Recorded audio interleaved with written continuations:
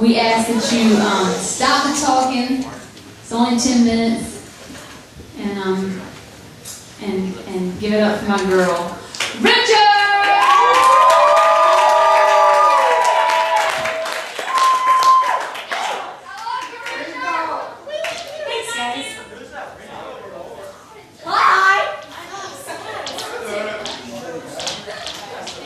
Hey guys.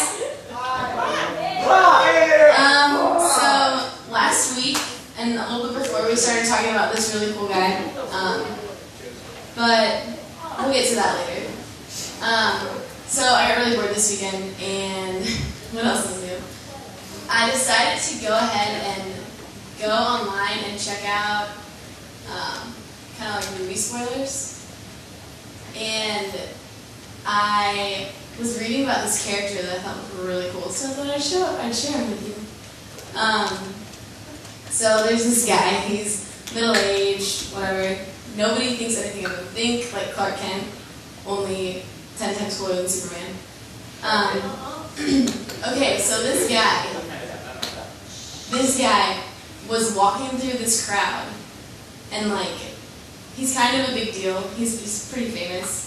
And there are all these people around him, and he feels somebody like touch his cape. He's not Clark Kent because he dresses like himself. He's a superhero, he dresses like a superhero. And somebody touches his cape and is healed. Ridiculous. At the same time, this other guy comes up and is like, oh man, you don't understand, my kid just died. I don't know what to do. And the superhero's like, don't lie, she's still alive. Go home, go party, whatever, she's alive. So he healed somebody without him really even knowing it. They touched his cape. Said the word, and this girl came back to life. He was able to make these guys who had been blind their whole life, they could see. He made people who couldn't walk, and people who couldn't hear, he made them hear. And I mean, you guys have been saying it, it's Jesus, so it's not really me. I lied to you, I'm sorry. No.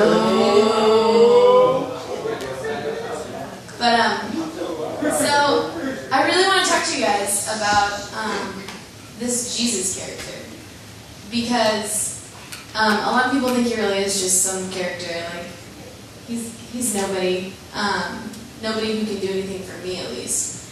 And I just kind of want to talk to you about some stuff that he did, because he really did heal people. He made people who couldn't hear. He made people who couldn't speak. He made people who were possessed by demons, he made them free. And I want to read to you from Luke, chapter 8,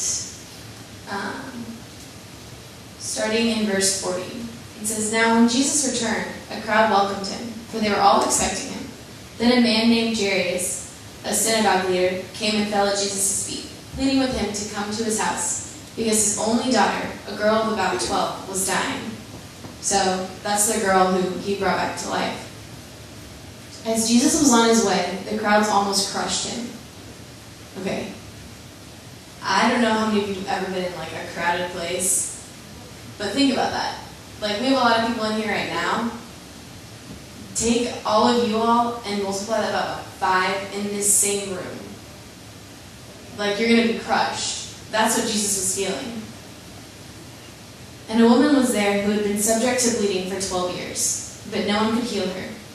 She came up behind him and touched the edge of his cloak, and immediately her bleeding stopped. Who touched me? Jesus asked. When they all denied it, Peter said, Master, the people are crowding and pressing against you. But Jesus said, someone touched me. I know that power has gone out from me. Then the woman, seeing that she could not go unnoticed, came trembling and fell at his feet. In the presence of all the people, she told why she had touched him, and how she had been instantly healed. Then he said to her, Daughter, your faith has healed you. Go in peace. That's really cool to me. I mean, here's this woman who is scared out of her mind. She can't get any help from anyone. She's probably spent all of her money trying to find a cure for this thing that nobody knows what it is.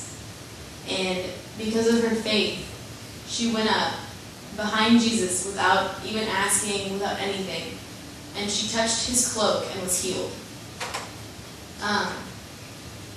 Jesus healed so many people because he loved them and because he wanted to. He wants to do the same thing for you.